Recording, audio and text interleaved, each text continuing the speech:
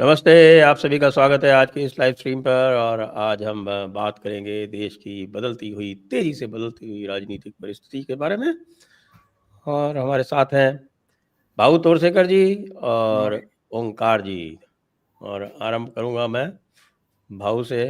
भाऊ, ये केजरीवाल जी हारे क्या कि इनको अचानक अपनी शक्ति प्रदर्शन की आवश्यकता पड़ गई कि उन्होंने पंजाब से सारे एमएलएज को बुला लिया, मुख्यमंत्री को बुला लिया? इनका भविष्य क्या है? आपको क्या लगता है, ये क्या करना चाहते हैं? पहली बात तो मैं ये समझ नहीं पा रहा हूँ कि जो खबरें आ रही है कि अब ये पंजाब के मुख्यमंत्री बन जाएंगे इसलिए बुलाया है, भगवंत मान को हटाएंगे, ये जो सब बोल रहे हैं सब सब चैनल पर चल रहा है। मेरी एक समझ में नहीं आता कि ये हर दिन जिस राहुल गांधी को ऐसे दिखाते थे, संविधान संविधान करके दिखाते थे, इन्होंने कभी संविधान पढ़ा भी है या नहीं? जिस राज्य का मुख्यमंत्री होता है वो वहां मतदाता करके रजिस्टर होना पड़ता है। तो ये तो दिल्ली में रजिस्टर हुआ मतदाता है केजरीवाल, ये पंजाब में राज्यसभा का या लोकसभा का मेंबर हो सकता है, लेकिन पंजाब के हाउस का मेंबर ही वो नहीं हो सकता। वो वहां का मुख्यमंत्री कैसे बन जाएगा? चर्चा जोर से चालू है, बजवा बोल रहा है, ये बोल रहा है, वो बोल रहा है। अरे अपने दिमाग मीडिया में कोई चलाता नहीं है। किस आधार पर केजरीवाल पंजाब का मुख्यमंत्री बनेगा? हाँ, एक लोग बोलता है कि नहीं लेकिन वो सिख नहीं है। अब सिख हो या ना हो, अगर वो पंजाब का मतदाता करके रजिस्टर नहीं है तो वहां मिनिस्टर क्या कुछ भी नहीं हो सकता। लेकिन चर्चा तो जोर से चल रही है। यानी एक किताब दिखाने वाले हैं जो अनुराग ठाकुर बोला था, उसमें कितने पन्ने हैं ये तो मालूम होगा तुमको। तो पूरा मीडिया राहुल गांधी बन गया है, सब पहली बात मुझे लगता है। अरे सोचो जरा यार, वहां कैसे मैं तो अमेरिका का प्रेसिडेंट की चुनाव लड़ सकता हूँ या हो सकता हूँ ना, मुंबई में बैठकर। जरा सोचना भी जरूरी होता है, लेकिन सोचो मत। अगर आपको जर्नलिस्ट बनना है, आप तो इंटेलेक्चुअल और बुद्धिजीवी बनना है, तो पहले अपने दिमाग को ताला लगा दो। कल से परसों से मैं ये बात सुनकर हैरान हो गया कि अब केजरीवाल पंजाब के मुख्यमंत्री बनेंगे। अजीब बात है, कितनी अजीब बात है देखो। तो एक बात है कि केजरीवाल हार चुके थे, उस पर मुहर लगनी बाकी थी, मुहर लगनी बाकी थी। अब देखो, मैं जो जयपुर डायलॉग में अक्टूबर में मैंने बात की थी वो मैं रिपीट करूंगा कि भाषा हमारी होनी चाहिए, डिक्शनरी हमारी होनी चाहिए, आर्गुमेंट हमारा होना चाहिए। अब ये जो बातें सब चल रही है वो किस आधार पर? अब देखो, अब आंकड़ों पर नहीं बोल रहे। जब तक 67 या 62 सीट दिल्ली की विधानसभा में आम आदमी पार्टी की थी, तब सीटों पर बात चल रही थी। और शनिवार से लेकर जब नतीजे आ गए हैं तो परसेंटेज पर बात शुरू हो गई। हाँ, इतना बड़ा फर्क नहीं है, 2.5% का तो फर्क है। अरे फिर महाराष्ट्र में विधानसभा में फर्क कितना था? 0.3% का था, लेकिन बातें तो सीटों पर हो रही थी लोकसभा में। तो ये जो तरीका होता है वही तो असली इनका झूठा लेकिन झूठों में असली नैरेटिव है कि जब आप केमिस्ट्री पर बोलोगे तो ये फिजिक्स पर बोलना शुरू कर देंगे। तो केजरीवाल इतना कभी जीता नहीं था, और बार बार, अगर 3 बार बीजेपी लोकसभा में जीतने के बाद 2 बार ये विधानसभा जीत लेता है तो उस वक्त परसेंटेज देखना चाहिए। और मैं जो बार बार बोल रहा था कि जो आरएसएस ने काम शुरू किया है इंडिपेंडेंट ऑफ बीजेपी, 25 नवंबर को हमारे महाराष्ट्र में आरएसएस के जो कार्यकर्ता यहाँ का चुनाव मैनेज कर रहे थे, वो 25-26 नवंबर को दिल्ली पहुंच गए और वो काम जो कर रहे थे ये दिख रहा है अभी उनका। उनकी क्या स्ट्रैटेजी मैंने बोल दी थी कि जो 15-16% लोकसभा और विधानसभा में फ्लोटिंग वोटर यहाँ का वहां जाता है, उसमें से 7 से 10% रोकना है, तो 9% रोक दिया। आप फर्क देख रहे हो? तो केजरीवाल जीता भी नहीं था और हारा भी नहीं था। बीजेपी ढंग से चुनाव पिछले 2 चुनाव नहीं लड़ रही थी, बस वही प्रॉब्लम था। वो प्रॉब्लम सॉल्व हो गया, सत्ता पलट हो गया। जी जी बिल्कुल सही है। ओंकार जी, दिल्ली के चुनाव का विश्लेषण तो अब काफ़ी कुछ हो चुका है, और वैसे जो लोग भी कह रहे हैं, जैसे भाऊ ने कहा कि साहब 2.5% का फर्क है, वो ये भूल जाते हैं कि 1.5% और ऐड करने हैं उनको। वो 1.5% जो है वो जनता दल यूनाइटेड और एलजेपी के हैं, और वो 2 सीटें जो हैं वो गिफ्ट में मिली है आम आदमी पार्टी को, उसकी कोई बात ही नहीं कर रहा। आपका क्या विश्लेषण है? देखिए, अरविंद केजरीवाल का अपनी भी सीट हार जाना, सत्येंद्र जैन का हारना, मनीष सिसोदिया का हारना, सौरभ भारद्वाज का हारना, ये क्या शो करता है? ओवरऑल जो है दिल्ली की जनता ने इनको सबक सिखाया है। केवल चुनाव हराया नहीं है, एक सबक सिखाया है। ये जो अहंकार पूर्ण बातें करते थे और विधानसभा का जितना मिसयूज इन्होंने किया है, कुछ घंटे के लिए विशेष सत्र बुलाते थे और खड़े होकर के वहां पर गालियां निकालते थे, अपना एजेंडा चलाते थे। आपको हैरानी होगी, 5 साल में केवल 12 विधेयकों का पारित होना, और उनमें से भी अधिकांश वो विधायकों के भत्ते और ये और वो इस तरह की चीजें थी। आपने किया क्या है दिल्ली के लिए? और आप झूठ पे झूठ बोले जा रहे हैं। आपने बस मीडिया को मैनेज किया। सुबह से शाम तक आपको 4-5 प्रेस कॉन्फ्रेंस करनी होती थी। कभी आतिशी बोल रही है, कभी सौरभ बोल रहा है, कभी खुद केजरीवाल बोल रहा है। जब केजरीवाल अंदर जेल में थे तो उनकी पत्नी वीडियो जारी करती थी पीछे तिरंगे और तस्वीरें लगा करके। एक बार तो केजरीवाल की तस्वीर भी लगा ली थी उन्होंने। तो ये सब नाटक नौटंकी बहुत लंबे समय तक नहीं चल सकती। और इतने बड़े बड़े झूठ जब आपने देख लिया कि, और इंटरनल सर्वे भी हर पार्टी कराती ही रहती है, चुनाव के दौरान भी, जब मतदान का समय नजदीक आ जाता है तब भी इंटरनल सर्वे होते हैं। जब इनको पता लगा कि मामला एकदम ही बेड़ा गर्क की तरफ बढ़ रहा है तो वो जो उठाया जाए ना धरा जाए ऐसा झूठ बोल दिया। यमुना में साहब जहर मिला करके भेज रहे हैं, और चूंकि दिल्ली की जनता इस बार भी भारतीय जनता पार्टी को वोट नहीं दे रही है, तो इसलिए जनता को मारने की साजिश भारतीय जनता पार्टी रच रही है। मतलब इतने निकम्मे पर कोई इंतहा नहीं है झूठों की। एक वो कृष्ण बिहारी नूर हैं, उन्होंने बड़े अच्छे बोल लिखे थे, एक शायरी थी कि सच तो सच रहे, घटे न बढ़े। सच तो सच रहे, घटे न बढ़े, और झूठ की तो कोई इंतहा ही नहीं है। तो आप झूठ तो चाहे जितना बोल लो, मुंह के सामने पूरा खुला आसमान है, कोई रोक टोक तो है नहीं। तो जनता एक्चुअल में फेडअप हो चुकी थी, और जो इनके कट्टर ईमानदार हैं उसको लेकर के इनके जो तमाम दावे थे वो सब खल्लास हो चुके थे, खत्म हो चुके थे। अरे भाई, शराब घोटाले में 5.5 महीने अंदर रह करके आ रहे हो, और ये कोई मोदी जी की कोई अदालत नहीं है, भारतीय जनता पार्टी के मुख्यालय में कोई कटघरा नहीं रखा हुआ है जहां पर आपको खड़ा करके और सीधे जेल भेज दिया गया हो। ये अदालतें हैं, राउज एवेन्यू कोर्ट से लेकर के सुप्रीम कोर्ट तक फैसले करती हैं। अदालत ने आपको भेजा था और अदालत ने आपको जमानत या अंतरिम जमानत दी थी।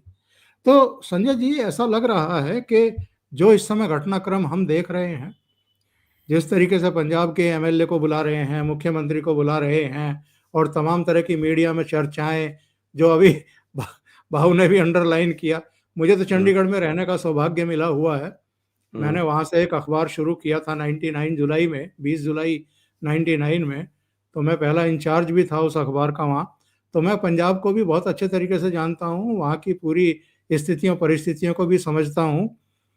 पहली बात, जो भाऊ कह रहे थे कि आप सिख हैं या नॉन सिख हैं, ये भी बाद की बात है। पहली बात ये है कि आप वहाँ के मतदाता हैं कि नहीं है। तब आप मुख्यमंत्री बनेंगे। लेकिन भाऊ, वहां पर ये सिख और नॉन सिख का बहुत बड़ा इशू है और ये बहुत सेंसिटिव इशू भी है। आपको याद होगा, जब कैप्टन अमरिंदर सिंह को हटाने की बात थी तो एक नाम चला था बलराम जाखड़ के बेटे का, सुनील जाखड़ का, और तब अंबिका सोनी ने ये कह दिया था कि वो तो नॉन सिख हैं, वो तो हिंदू हैं, वहां तो सिख ही चीफ मिनिस्टर बनेगा। ये बहुत बड़ा इशू है।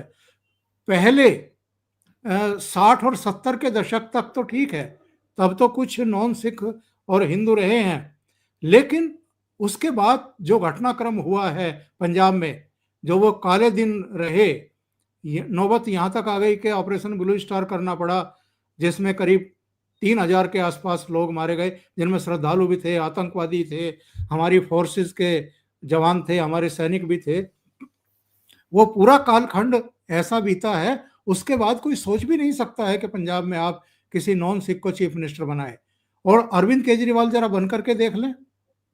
पहले तो एथिकली भी आप अभी चुनाव हार रहे हो, आपकी पार्टी चुनाव हार रही है, सुप्रीम कोर्ट के आप पर तमाम तरह की शर्तें आयद हैं, उसमें 6 शर्तें हैं, जिसमें एज चीफ मिनिस्टर आप कोई फाइल पर सिग्नेचर नहीं कर सकते, आप कोई मीटिंग नहीं बुला सकते, आप मंत्रिमंडल को प्रेजाइड नहीं कर सकते, विधानसभा का सत्र नहीं बुला सकते।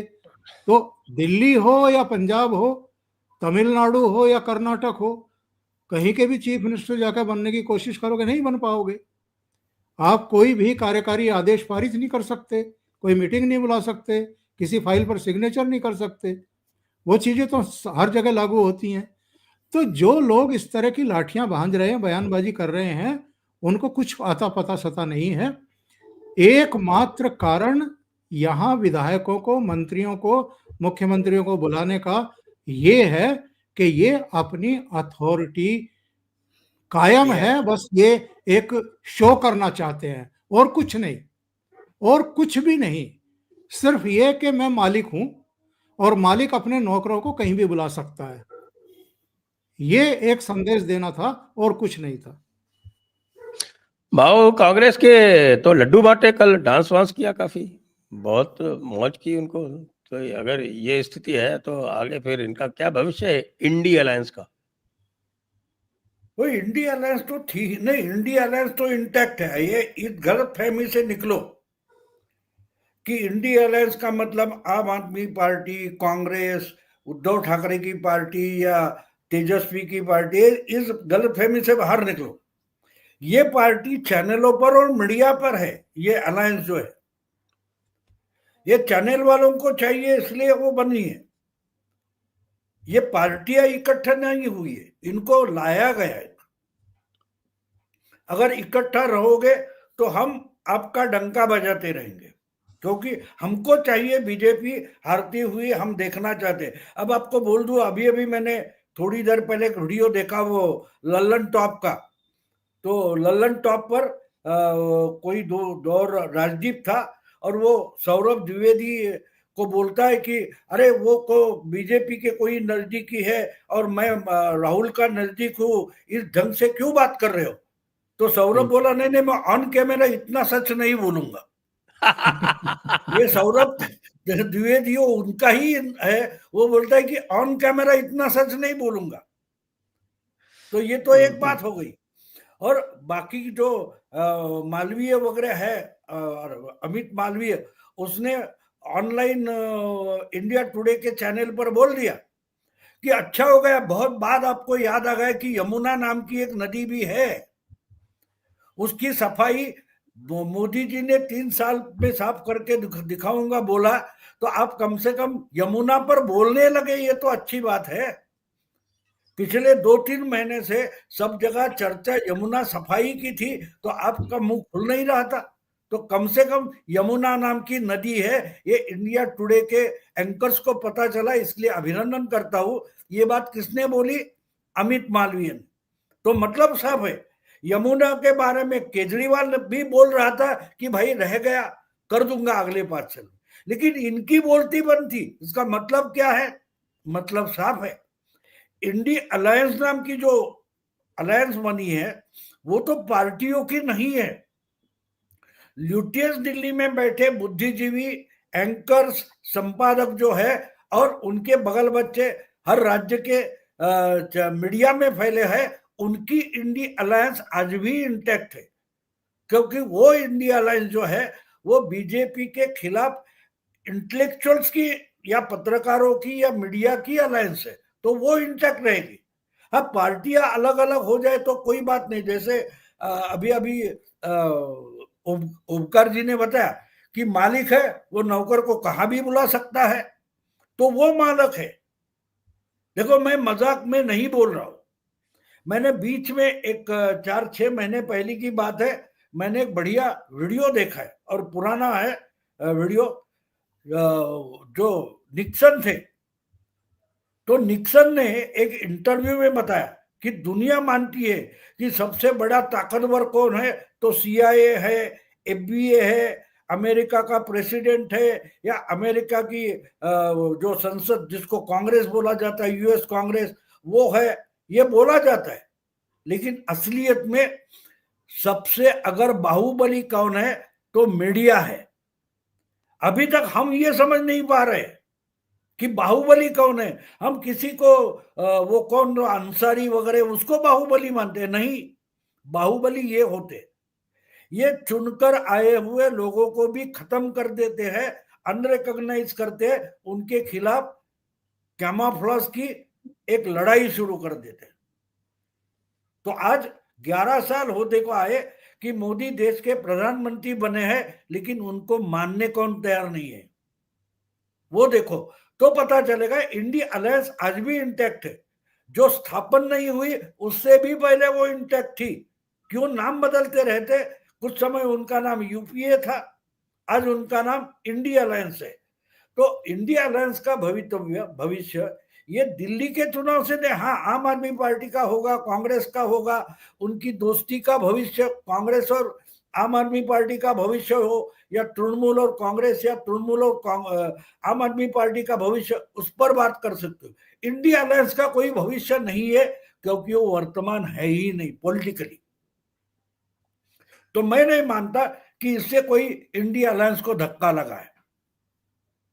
अच्छा लेकिन मिल्कीपुर में तो बुरी तरह से रो रहे हैं और ऊपर ऊपर तो कह रहे हैं, लेकिन सभी का एनालिसिस ये है कि साहब के कांग्रेस बहुत खुश है कि अखिलेश जी मिल्कीपुर में इतनी बुरी तरह से चुनाव हार गए। नहीं, वो तो देखो, तो होना ही था। मैंने बोला, मैं जयपुर से लगातार एक बात बोल रहा हूं कि 2040 का पछतावा मतदाता को है, मोदी को नहीं है, क्योंकि आंकड़ा नीचे आने से मोदी और स्ट्रांग हो गए। 2024 240 जो हो गया है उससे जी, जी। मोदी और स्ट्रांग हो गए, क्योंकि इससे ये लोग और वीक हो गए। ये किस पर भरोसा कर रहे थे? 4 जून के बाद इनका भरोसा क्या था कि नीतीश निकलेंगे, नायडू निकलेंगे। अरे वो तो दिल्ली में प्रचार तक के लिए आ गए, और क्या चाहिए आपको? तो इसका मतलब मोदी और स्ट्रांग हो गया। वो अल्पमत की गवर्नमेंट में, माइनॉरिटी गवर्नमेंट भी ज्यादा ताकत से लड़ा रहे, ज्यादा कंट्रोवर्शियल विधेयक ला रहे। लेकिन उसका जो पछतावा है, मैंने बोला था जयपुर के हमारे कॉन्क्लेव में, क्या जी। बोला था कि बच्चे को अगर गुस्से में माँ या बाप थप्पड़ मार देते हैं और अस्पताल में जाने का समय आता है तो बच्चा रोता तक नहीं, लेकिन माँ बाप ज्यादा रोते। तो मिल्कीपुर हो या दिल्ली हो या महाराष्ट्र हो, हम देख रहे हैं वो माँ बाप रो रहे। ये गलत हो गया, 240 आंकड़ा हो गया, वो गलत हो गया। और जब ऐसे होता है तो उसके बाद बच्चा जब बोलता है चॉकलेट दे दो, आइसक्रीम दे दो, तो वही बाप जो चॉकलेट के लिए थप्पड़ मारे थे वो 2-2 चॉकलेट दे देते, चॉकलेट के साथ आइसक्रीम भी दे देते। तो अगर मिड टर्म पोल होता है तो मोदी जानते कि इस बार तो 400 पार हो जाएगा, और इसीलिए मोदी डरे हुए नहीं है, पछतावा काम कर रहा है। वो मिल्कीपुर हो या मुरैना हो, हर जगह ये पछतावा दिखाई देगा, और जो इसको पछतावा समझ पाएगा वो उसका काउंटर करेगा। और वही बात हमने झारखंड में देखी कि अपने लिए सिंपैथी की बात छोड़कर हेमंत सोरेन वो जो लाड़की बहना जैसी योजना थी वो उनकी बीवी के साथ लेकर आए और बच गए। तो मोदी के सामने कैसा लड़ना है ये हेमंत सोरेन अच्छा जानते, राहुल गांधी नहीं जानते। सही है। और ओंकार जी, दिल्ली के चुनावों का विश्लेषण करते समय एक बात ये भी पता चलती है कि जो जाट बाहुल्य सीटें थी उन्होंने अभूतपूर्व समर्थन इस बार दिया है भारतीय जनता पार्टी को। और जो हरियाणा के चुनाव की जो छाया रहती थी उससे पूरी तरह से मुक्ति पाली। और आज आपने एक शो भी किया था, मैं देख रहा था कि जो खांटी जाट नेता जो थे वो कहीं दिल्ली में नजर ही नहीं आए, चाहे वो सत्यपाल मलिक हो, राकेश टिकैत हो या हुडा हो या कोई भी हो, किसी का नाम और निशान ही नहीं दिखा। ये इस परिवर्तन के पीछे क्या है? मैं सत्यपाल मलिक को बहुत नजदीकी से जानता हूँ। मेरा और उनका जिला एक समय में एक ही हुआ करता था और इत्तेफाक से जिस मेरठ कॉलेज में वो स्टूडेंट लीडर थे, बाद के वर्षों में वहीं से मैंने ग्रेजुएशन किया। और जब वो राजनीति में रहे और मैं पत्रकार के रूप में काम कर रहा था तो अनेक मुलाकातें, अनेक बैठकें और अनेक चर्चाएं पुरानी घटनाओं को लेकर के उनके साथ होती थी। गपशप मारते थे हम लोग। एक हमारा ठिकाना हुआ करता था, ये 24 अकबर रोड जो कांग्रेस मुख्यालय है, इसके सबसे नज़दीकी एक होटल है, होटल क्लैरिजिज। तो वहाँ पर हमारी शामें गुजरती थी, मतलब वो दारू के साथ नहीं, चाय के साथ और कॉफ़ी के साथ। तो वहाँ पर बैठ कर के घंटों हम लोग बात किया करते थे। तो मैं सतपाल मलिक को बहुत अच्छे तरीके से जानता हूँ। ये हिसावदा के रहने वाले जो बागपत के पास पड़ता है और हमारा मेरठ जिले में सरदना रोड पर पड़ता है गांव। तो इनका कुल मिलाकर के कैरेक्टर अगर मैं संक्षिप्त से शब्दों में दर्शकों को बताना चाहूं तो पूरे जीवन ये जिस पार्टी और जिस नेता के साथ रहे उसके साथ नहीं रहे। यानी जिस पार्टी में रहे, जिस थाली में खाया उसी में छेद करते रहे। ये चौधरी साहब के साथ रहे, चरण सिंह के साथ, ये उनके साथ दगाबाजी करते रहे। ये बाद में राजीव गांधी के साथ आ गए, इंदिरा गांधी के साथ आ गए, ये उनके साथ भी नहीं रहे। ये बाद में वीपी सिंह के साथ आए जन मोर्चा में, जब रामधन, अरुण नेहरू, आरिफ मोहम्मद खान और विश्वनाथ प्रताप सिंह ने एक बनाया था, ये उसमें भी थे। बाद में उनकी सरकार में भी शामिल हुए, अलीगढ़ से जीत करके आए, ये उनके साथ भी नहीं रहे, उनका साथ छोड़ करके भी भाग गए। फिर मुलायम सिंह यादव के पास पहुंच गए। मुलायम सिंह यादव इनको हेलीकॉप्टर में बैठा करके पूरे पश्चिमी उत्तर प्रदेश में घुमाते थे। उनको गलतफहमी थी कि जाट वोट मिल जाएंगे इनको घुमाने से, एक वोट नहीं मिला। ये कभी हिसावदा का प्रधान नहीं बन सकते थे, ये इनकी हैसियत है। उसके बाद ये बीजेपी में आ गए, यहां इनकी लॉटरी लग गई। एक तो इनको किसान मोर्चा का दायित्व दे दिया, फिर राष्ट्रीय उपाध्यक्ष बना दिया, उसके बाद पता नहीं किस गलतफहमी में राज्यपाल बना दिया। और अपने किसी नजदीकी से इन्होंने कहा कि चलो यार तिरंगा में लिपटने का तो इंतजाम हो गया। तो ये अजीब कैरेक्टर है। और जब इनको मेघालय भेजा गया, अल्टीमेटली दुखी होकर के इनको मैसेज भेजे जा रहे थे कि भाई ये राजभवन को ऐसी गतिविधियों का केंद्र मत बनाओ। जब समझ में नहीं आया तो फिर इनको मेघालय भेज दिया। तो उससे इतना चिढ़ गए कि फिर मोदी जी के खिलाफ भी ना इन्होंने बयानबाजी शुरू कर दी और किसानों के बीच जाने लगे, खाप पंचायतों में जाने लगे, वहां जाकर के इन्होंने बयानबाजी शुरू कर दी। तो इनकी विश्वसनीयता संजय जी शून्य है। जिस जाट कम्युनिटी का नाम लेकर के ये ब्लैकमेल करने की कोशिश करते थे वो जाट इनको नापसंद करते हैं। दूसरे पर जो मैंने एक शो किया कि राकेश टिकैत और सतपाल मलिक कहाँ हैं, अब मैंने ललकारा इन दोनों को। और बहुत सारे लोग तो मुझे गालियां देते हैं कि तुम कैसे कैसे जाट हो, जो जाटों को ही जो है वो करते रहते हो। तो मैंने राकेश टिकैत के बारे में भी कहा, अरे भाई अपने पिताजी से ही थोड़ा बहुत सीख ले लो। महेंद्र सिंह टिकैत का थोड़ा सा मिसयूज देवीलाल ने करने की कोशिश की थी एक बार अजीत सिंह के खिलाफ, उनकी काट करने के लिए वो तुरंत सतर्क हो गए थे। देवगौड़ा भी पहुंचे थे, चंद्रशेखर भी जब प्राइम मिनिस्टर थे सिसोली पहुंचे थे, मुलायम सिंह यादव तो कई चक्कर लगा आए थे जब मुख्यमंत्री थे, लेकिन वो किसी के राजनीतिक टूल नहीं बने थे। ये तो सुपारी लेकर के कहीं भी बैठ जाते हैं। इन्होंने भी अपनी विश्वसनीयता शून्य कर ली। उत्तर प्रदेश के चुनाव के समय भी ये योगेंद्र यादव के साथ जिलों में घूम करके भारतीय जनता पार्टी को हराने की अपील कर रहे थे, राकेश टिकैत। क्या असर हुआ? पश्चिम की थोड़ी सी सीटें वो लोकदल को मिल गई, जयंत चौधरी को मिल गई। अब जयंत चौधरी कहां है? अब क्या करोगे? तो ये एकदम स्वीकार्यता के लेवल पर शून्य है। और मैं डे वन से कहता था, महेंद्र सिंह टिकैत से भी मेरे ताल्लुकात थे, हमारे घर भी आए थे। मैं उनको ये बताता था कि आप आंदोलन करोगे किसानों के इश्यूज को लेकर के, किसान आपकी एक आवाज पर इकट्ठे हो जाएंगे, लाखों जुट जाएंगे। लेकिन अगर राजनीति करने की कोशिश करोगे तो कोई आपके साथ खड़ा नहीं होगा, आप चाहे कितने भी बड़े किसान नेता हों। ये बात इनकी समझ में नहीं आती है। गुरनाम चढ़ूनी की तो गलतफहमी निकाल दी ना लोगों ने 1177 वोट दे करके। इसी तरीके से 2 चुनाव राकेश टिकैत ने लड़े थे, एक लोकसभा का अमरोहा से और एक खतौली से विधानसभा का। दोनों में 10,000 वोट पूरी नहीं मिली थी इनको।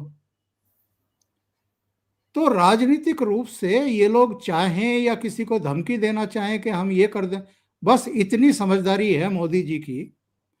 चूंकि 13.5 साल वो गुजरात में भी चीफ मिनिस्टर रहे हैं और यहाँ अब प्रधानमंत्री हैं, वो ठंडा करके खाने वालों में से हैं। वो बहुत जल्दबाजी में, भाई ठीक है आप 13 महीने यहाँ बैठे हैं ना, दिल्ली घेर करके बैठे रहो, लोग तुम्हें गाली देंगे, तुम्हारे खिलाफ हो जाएंगे, और जब मतदान का समय होगा तो लोग रिएक्ट करेंगे, इनके खिलाफ रिएक्ट करेंगे और भारतीय जनता पार्टी के पक्ष में रिएक्ट करेंगे। वही होते हुए देख रहे हैं आप। हरियाणा देख लो, टीकरी बॉर्डर पर तो मोस्टली हरियाणा के लोग बैठे हुए थे आकर के उस आंदोलन में, लेकिन हरियाणा में बीजेपी जीती। लोकसभा में थोड़ा डेंट लगा, 5 सीटों का नुकसान हुआ, लेकिन विधानसभा में फिर वो बीजेपी के साथ खड़े हो गए। तो ये लोग एक्चुअल में वो सुपारी लेकर के आंदोलन छेड़ने वाले हैं। इनका जनमानस पे कोई असर नहीं होता है और मतदान के समय तो बिल्कुल भी नहीं होता है।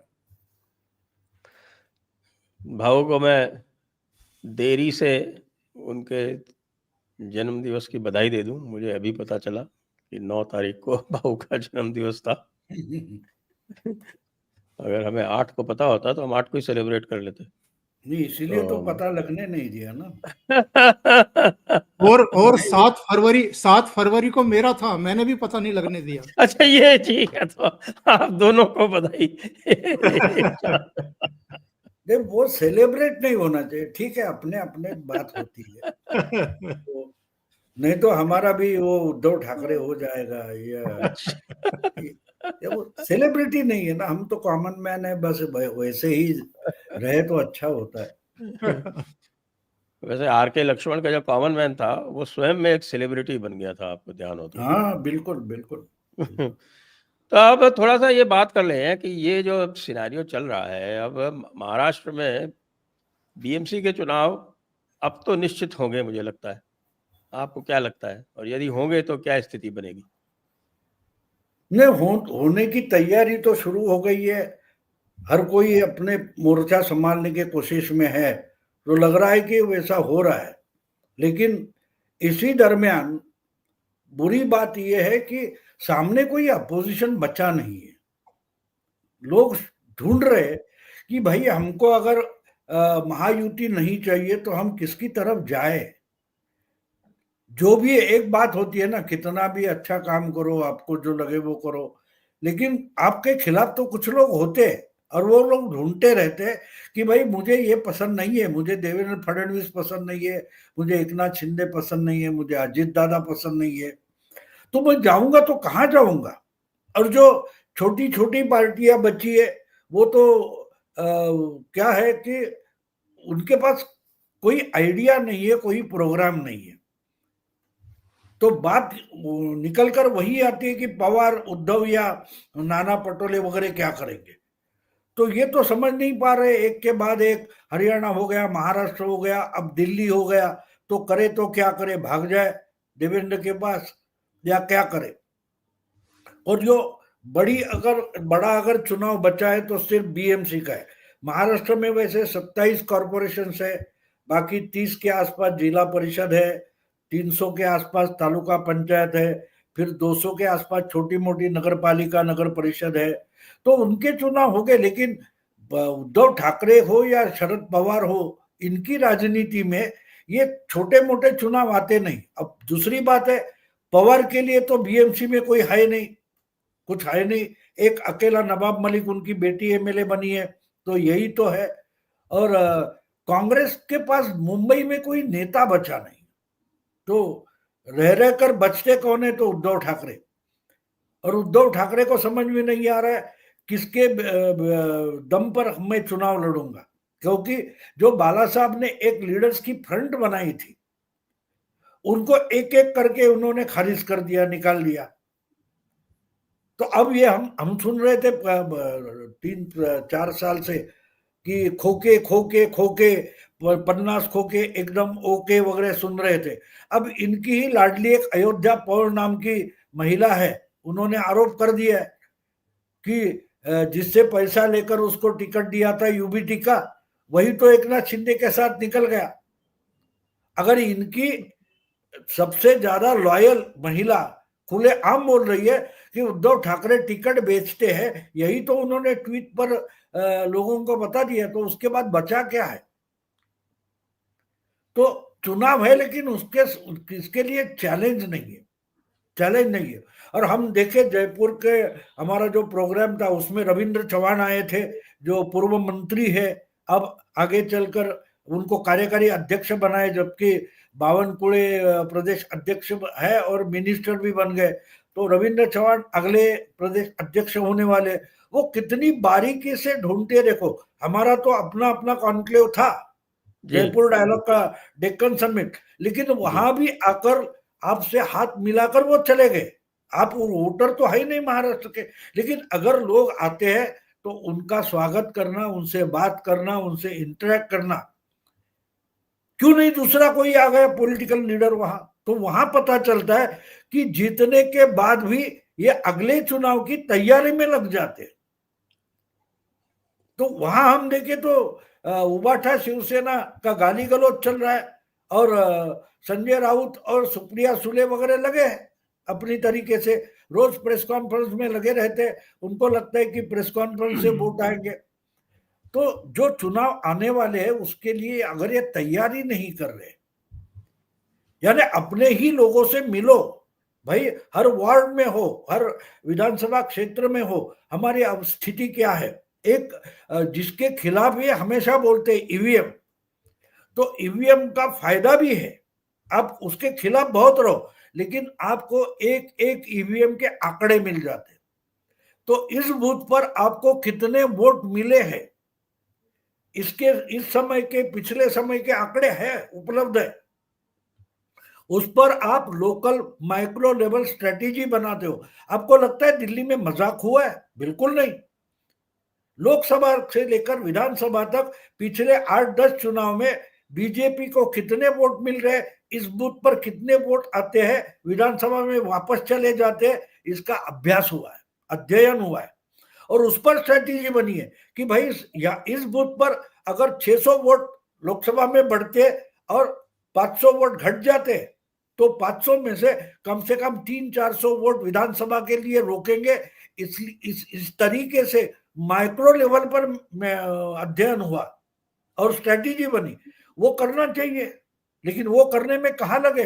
ये तो एक दूसरे पर, अब संजय राउत नाना पटोले को गाली दे रहे कि दिल्ली हारे किस लिए, नाना पटोले। तो नाना पटोले तो नागपुर में बैठा है, वो तो दिल्ली गया नहीं बेचारा। यानी वहां जो कुछ हुआ इसके लिए यहाँ गाली गलौज शुरू हो गया है, तो ये लड़ेंगे तो कैसे लड़ेंगे मुझे बोलिए। हाँ, चुनाव तो आएगा, मेरा ख्याल है कि अगला जो शायद उसमें डिसीजन सुप्रीम कोर्ट देने वाला है, उसके बाद हो जाएंगे, शायद अभी हो गए या दिवाली के आसपास हो गए।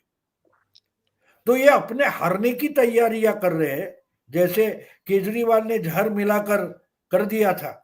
अरे कम से कम ये बोल देते कि यमुना में कालिया बैठा है उसको निकालूंगा, ये बोलते तो भी चलता।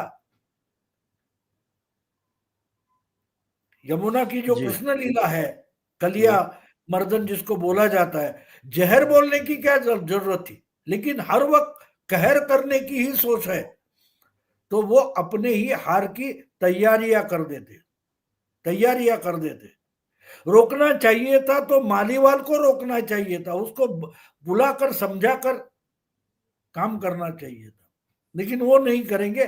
बिल्कुल वही यहां चल रहा है। संजय राउत लगे हुए कि भाई आखिरी पड़ाव बचा है बीएमसी, उसको हराने के बाद वो सामना भी छोड़ देंगे, उबाठा शिवसेना छोड़ देंगे और शरद पवार के पास चले जाएंगे। भाव ये कांग्रेस की जो स्थिति बता रहे हैं, जैसे कि साहब मुंबई में तो कांग्रेस इररिलेवेंट हो गई है, लेकिन यदि आप देखें तो ये जो ट्रंप ने कार्यक्रम शुरू किया यूएस एड के खिलाफ और जो डीप स्टेट के और दूसरे एलिमेंट्स हैं उनके खिलाफ, उसको लेकर कांग्रेस में और बहुत ज़्यादा चिंता है। और इनका जो पहला फ्रंट था, यानी कि फोर्ड फाउंडेशन प्रमोटेड जो आम आदमी पार्टी थी, वो तो ध्वस्त हो ही गया। तो अब जिस तरह से जो विजय महाजन हैं, जिन्होंने ये भारत जोड़ो यात्रा वगैरह चलाई थी और इनका जो यूएस एड से सीधा सीधा संबंध इस्टेब्लिश हो गया, तो ये पैसे वैसे नहीं आएंगे, तो ये फिर किस तरह से आगे चुनाव लड़ेंगे। इसीलिए हो सकता है अखिलेश जी सोच रहे हो कि साहब कि इनको चुनाव में साथ लेने से क्या फायदा है, कोई फंड वंड तो ये इकट्ठा कर नहीं पाएंगे। नहीं, वो तो होना ही था। देखो, ये आज की बात भी नहीं है। मैंने जो पढ़ा है मुझे याद है कि जब आजादी मिली थी उसके बाद हमारे फाइनेंस डिपार्टमेंट के टॉप मोस्ट अधिकारी जो होते हैं, उन्होंने साफ साफ बोला था कि ये फोर्ड फाउंडेशन वगैरह यहाँ रजिस्टर्ड नहीं है। अगर इनका यहाँ अलग से रजिस्ट्रेशन नहीं होगा तो ये आगे चलकर बहुत गफलत कर सकते हैं। तो नेहरू ने बता दिया था कि भाई आपको रजिस्ट्रेशन करना, तो फोर्ड फाउंडेशन ने बोल दिया वो तो नहीं करेंगे। लेकिन इतनी बुरी हालत थी कि नेहरू ने बोल दिया कि ठीक है बिना रजिस्ट्रेशन के चलाओ, तो चलता रहा 2014 तक। 2015 में आकर मोदी जी ने वो बंद कर दिया, क्योंकि सबसे बड़े फोर्ड फाउंडेशन के विक्टिम खुद मोदी थे। उनके खिलाफ जो 2002 के बाद मोदी के खिलाफ जो मुहिम चली, कैंपेन चला, उसका पूरा खर्चा कौन उठा रहा था? तीस्ता सेटलमेंट से लेकर नर्मदा बचाव तक कौन चला रहा था? वही वही से आ रहा था। अब वो सब मामले ठंडे पड़ गए। देखो, पिछले 10 साल में हमने कितनी बार तीस्ता सेटलमेंट का, शायद शाहीन बाग में उसका नाम आ रहा था, मेधा पाटकर तो एकदम चुप हो गई है। बहुत सारे यूएस एड पर चलने वाले रॉकफेलर फाउंडेशन, फोर्ड फाउंडेशन, वो सब बंद हो गए। तो आंदोलन, मोदी जी ने जो आंदोलन जीवी शब्द का इस्तेमाल किया था, वो तो एक्चुअली परोपजीवी था। यूएस एड्स, खाली एक एस कम है, यूएस एड्स ऐसा बोलना चाहिए उसको।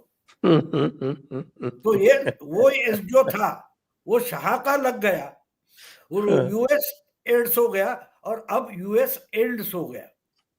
खत्म, टाटा बाय बाय। ये अब तो थोड़ा इनका चुनाव लड़ना बिल्कुल मुश्किल है अभी, क्योंकि देखो जो कार्यकर्ता होते, कांग्रेस ने क्या किया, जो चलते आई थी पार्टी, एक समय था हम आजादी हमने लाई बोलते, वो सच्ची बात नहीं है। देखो, उस वक्त सरकार के खिलाफ अपने तरीके से लड़ने वाला एक गांव का मास्टर भी अगर कुछ करना चाहता है तो उसके लिए अम्ब्रेला ऑर्गेनाइजेशन कांग्रेस ही। कांग्रेस का मतलब क्या है? कांग्रेस का मतलब ही अलायंस होता है, परिषद बोलते हैं ना हम उसको, यूकैरिस्टिक कांग्रेस। क्या होता है कांग्रेस का मतलब? क्या होता है? कांग्रेस एक कोई पार्टी का नाम नहीं है। उसमें हिंदू सभा थी, उसमें कम्युनिस्ट थे, कांग्रेस सोशलिस्ट थे, रामराज्य परिषद थी, बहुत छोटे मोटे गट मिलकर कांग्रेस होती थी। और इसलिए गांधी जी बोले थे कि अब कांग्रेस बर्खास्त करो, यानी जो अलायंस है वो बर्खास्त करो। तो बात ये हुई थी कि ये जो गुट एक एक करके निकल गए थे, तो वो अपने तरीके से कुछ बनना चाहते थे, तो उनको ही मदद करके कांग्रेस के ही खिलाफ, यानी जो आजादी की सरकार बनी थी उसको खोखला करने का ट्राई यहां से चल रहा था। ऐसे ऐसे जब एक बात होती है ना, अब केजरीवाल के बहुत सारे 50 एमएलए वगैरह हो गए, उनको भी पता चला होगा कि इसका पैसा कहाँ से आता है, तो बोलता है हम भी धंधा करेंगे। अगर माँ ही धंधा करती है तो बेटियां ही नुक्कड़ पर खड़े होना शुरू कर देती है। अब केजरीवाल की हार देख रहे हो, लेकिन केजरीवाल ने जिनको बहकाया है वो भी किसी को भी बेचे जा सकते हैं, ये आप समझ लो। ये कार्यकर्ता वॉलंटियर नहीं है जो राष्ट्रभक्ति से प्रेरित होकर वो आए थे, वो निकल गए, वो आए थे वो निकल गए। और अब अगर यहां से मोदी ने पहले बैन लगा रखा था, अब ट्रंप ने ओरिजिनल सोर्स बंद कर दिया। जी, तो आइए अब दर्शकों के प्रश्न ले लेते हैं कुछ। हेमंत शाह जी कह रहे हैं नमस्कार संजय जी, भाऊ जी और ओंकार जी, आपको भी नमस्कार, धन्यवाद। केशव जी कह रहे हैं to all of you, hope you guys had party in Pune after Delhi results. Next stop is Bengaluru summit, I am happy to help. लीजिए, बेंगलोर से भी आ गया एक आमंत्रण। उदय नरसिंहन, नमस्कार भाऊ, you have proved again that fools thy name is media.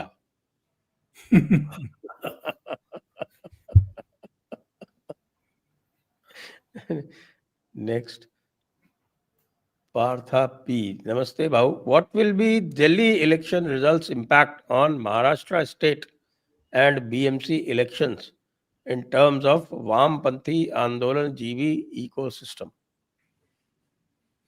वो तो दुबले हो चुके हैं, दुबले हो चुके हैं। ये समझ नहीं पाए कि मोदी शाह पॉलिटिशियन नहीं है, ये इनके लिए खास बनाया हुआ एक वैक्सीन है। मोदी शाह सिर्फ बीजेपी के नेता नहीं है, वो वैक्सीन है। और आंदोलन जीविए शब्द दिमाग लगा लगा कर मोदी जी ने निकाला है। ये पूरे देखो, ये दिखाई देते थे आंदोलन करने वाले, लेकिन जब खुद कांग्रेस दुबली हो गई तो ये मैदान में आ गए ना, ये मैदान में आ गए।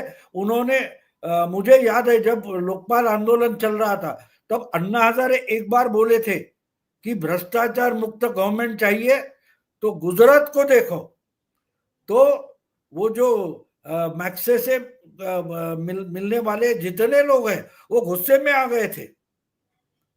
हमारी मेधा पाटकर से लेकर एक एक करके गुस्से में आ गए थे कि गुजरात क्यों, क्योंकि ये आंदोलन जीवी थे। तो इनका भविष्य नहीं है। ऐसा ऐसा देखो, हम हमेशा मानते हैं, बाला साहब का एक बढ़िया कार्टून था कि हिंदू ये सोया हुआ शेर है, उसकी दुम से मत खेलो, उसकी गांठ बनाने की वगैरह कोशिश, ऐसा उन्होंने कार्टून बनाया था। वो अब जग रहा है, और जग रहा है तो सबसे पहले तुमको खा जाएगा, और वो होना शुरू हो गया। तो मैंने जो बार बार मैं बोल रहा हूं कि अश्वमेध की थियरी मेरी जो है वो सामने आ गई है। अब दिल्ली के बाद सबसे डरा हुआ कौन होगा, तो मैं मानता हूं तेजस्वी होगा, और तेजस्वी से भी ज्यादा ममता डरी होगी कि अगर इस ढंग से केजरीवाल को उखाड़ फेंक सकते हैं तो हमारी हालत क्या होगी। जी, अगला प्रश्न है उदयलाल दास, आरएसएस कार्यकर्ता बिहार कब आ रहे हैं? पता चल जाएगा शीघ्र। नेक्स्ट, वो तो पहुंच चुके हैं। वो संजय राउत जैसा कुछ नहीं है ना, वो बताते नहीं कि हम वहां पहुंच रहे हैं, हम यहाँ पहुंच रहे हैं, हम इनको देख लेंगे, ऐसी बातें वो बोलते नहीं है। वो कर जाते हैं और बाद में उस पर चर्चा होती है। तो क्या हिंदी में बोलते अब काहे का रोना जब चिड़िया चुग गई खेत। अब तो पछताए वो हो चिड़िया क्या जो जब चिड़िया चुग उस गई खेत। कहावत में जो चिड़िया है ना, उसको असलियत में आरएसएस बोलते हैं, और यही मालूम नहीं वो आरएसएस पर चर्चा करते हैं।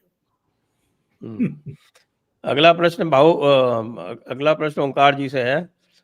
सौरभ जी कह रहे हैं, can khejri still influence Punjab after such a loss? देखिए अभी तो मालिक है वो, तो अभी तो केजरीवाल ने वहां विभव कुमार को भी बैठा रखा है। हाँ, पता विभव नहीं। कुमार अभी भी है। आज आज बोल दिया उसने, स्वाति मालीवाल अब विभव के पीछे लग गई है वो। हम्म। तो अभी तो डंडा चल रहा है भाई, लेकिन जो खबरें आ रही हैं उसमें कुछ कुछ अशुभ तो है इनके लिए, अशुभ संकेत है, तभी सबको इकट्ठा किया है और बैठ करके बात की है। कुछ उन्होंने सूंघा है कि कुछ चल रहा है, तो इसलिए उनको सबको बुला करके बैठ करके बात की है। और ठीक है, लेकिन यही अच्छी बात होती अगर ये खुद चंडीगढ़ चले जाते और वहां बैठ करके बात करते, लेकिन फिर ये प्रतिपादित नहीं कर पाते कि मैं मालिक हूं, कहीं भी बुला सकता हूं किसी को। तो वो सब करने के लिए इतना बड़ा खर्चा जो है पंजाब गवर्नमेंट का इन्होंने करवा दिया, ये साबित करने के लिए कि भले ही मैं चुनाव हार गया पर मालिक मैं ही हूं पंजाब का भी, तो इसलिए यहाँ आ जाओ सारे इकट्ठे होकर के। वरना सबके खर्चे बचवा देते, पंजाब सरकार का खर्चा बचवा देते, खुद चले जाते ट्रेन में बैठ करके, तो उसमें क्या दिक्कत थी? नहीं, उससे अगला पंजाब की आम आदमी पार्टी बच जाती ना अगले चुनाव में। तो हम डूबे हैं सनम, तुमको लेकर भी डूबेंगे, तुमको अगला लेकर भी एक डूबेंगे। टिप्पणी अभी है, वो प्रश्न नहीं टास्क है। उनके लिए बचा है पंजाब डुबाने का। बिल्कुल। अगला टिप्पणी है, प्रश्न नहीं है। JDU to write to EC over funding Prashant Kishor, धन्यवाद। नेक्स्ट इज शुभज्योति चक्रवर्ती, प्रणाम Omkar ji, Babu ji, Sanjay ji. If BJP wins all states in opposition weak absent, will it harm civil society as critics से और बी गुड फॉर इंडिया? वैसे आपको ये बता दूं कि जो सिविल सोसाइटी जो नाम है, ये नाम जिसको डीप स्टेट कहते हैं उसका गढ़ा हुआ है। ये नाम जो है ये कोई ऑर्गेनिक बिल्कुल नाम नहीं है। ओपन सही तो है। सोसाइटी, इसलिए जी, ओपन सोसाइटी फाउंडेशन है ना।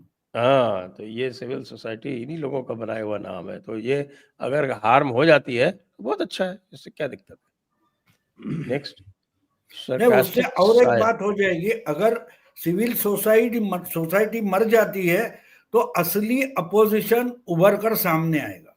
हाँ, सरकास्टिक सायन जी कह रहे हैं, after winning Haryana, Maharashtra, now Delhi, is there a chance BJP alone reaching near 272 or in Modi third, like we will see alliance government?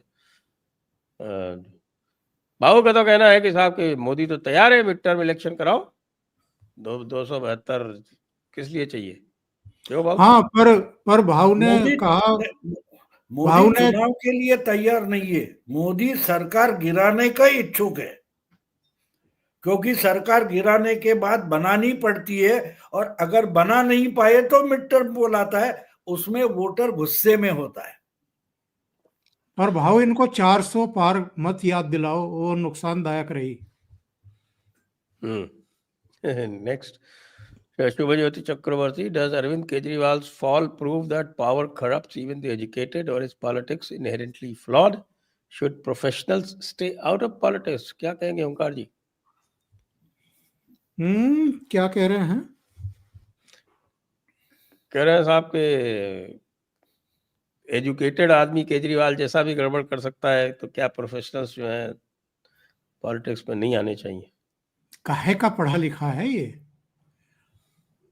तो पढ़े लिखों को। क्वालिफिकेशन और एजुकेशन अलग अलग चीजें हैं हाँ शिवज्योति हाँ, जी। इसने तो बल्कि पढ़े लिखों को बदनाम कर दिया, और बार बार प्रेस कॉन्फ्रेंस में बैठ करके कहते जी हम पढ़े लिखे लोग हैं, तो बाकी सब जाहिल हैं इस हिंदुस्तान में, बाकी पार्टियों नहीं में नहीं, कोई पढ़ा लिखा नहीं है।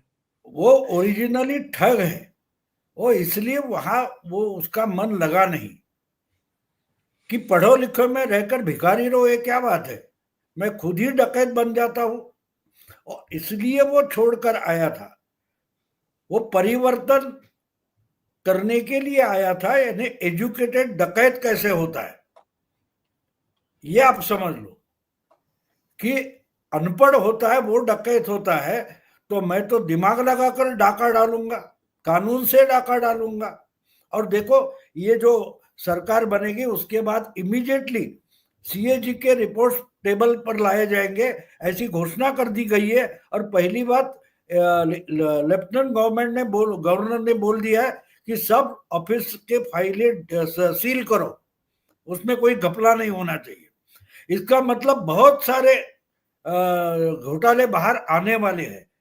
तो ये उसने परिवर्तन करके दिखाया। देखो अनपढ़ थे वो तो साले दाने दाने चुरा रहे थे, मैंने तो पूरा खेत चुरा लिया।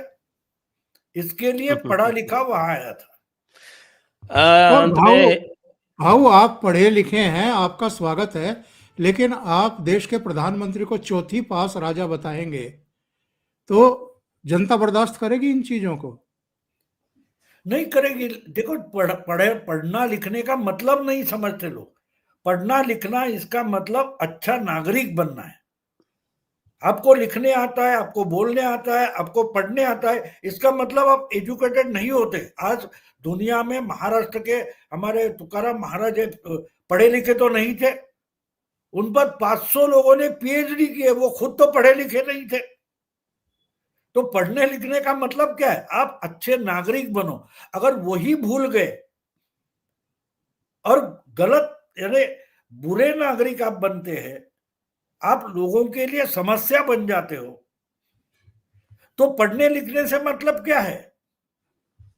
पढ़ने लिखने से मतलब क्या है?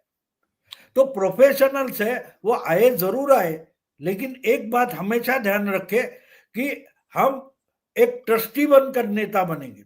मोदी जी मोदी जी के समय में जो लीडर्स आए हम देखते हैं वो ट्रस्टी बन के काम कर रहे हैं, तो वो जरूरी होता है। जी, अंत में हेमंत शाह जी कह रहे हैं कि वो जयपुर आए थे लेकिन पुणे नहीं आ पाए। कोई बात नहीं, अब दोबारा जयपुर आ जाइएगा, जहाँ भी हम जाएं वहाँ अवश्य आइएगा। और अरे जयपुर इसी के डायलॉग साथ हर में जगह आने वाला है, बोलो, कोई चिंता मत। इसी के साथ आज का कार्यक्रम हम यहीं पर समाप्त करेंगे। आप सभी दर्शकों को बहुत बहुत धन्यवाद, भावों को बहुत बहुत धन्यवाद, ओंकार जी को बहुत बहुत धन्यवाद। जय हिंद, जय भारत, वंदे मातरम। वंदे मातरम। धन्यवाद।